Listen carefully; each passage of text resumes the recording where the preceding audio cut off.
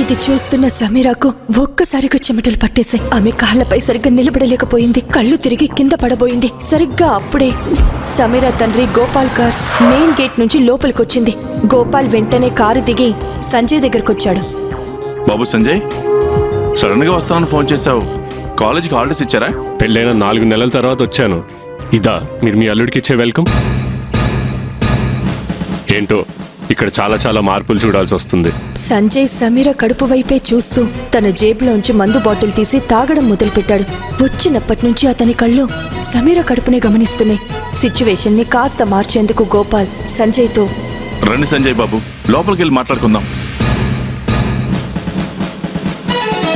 ఈ ప్రశ్నలకు సమాధానాలు తెలుసుకోవాలంటే నెక్స్ట్ ఎపిసోడ్ వినాల్సిందే.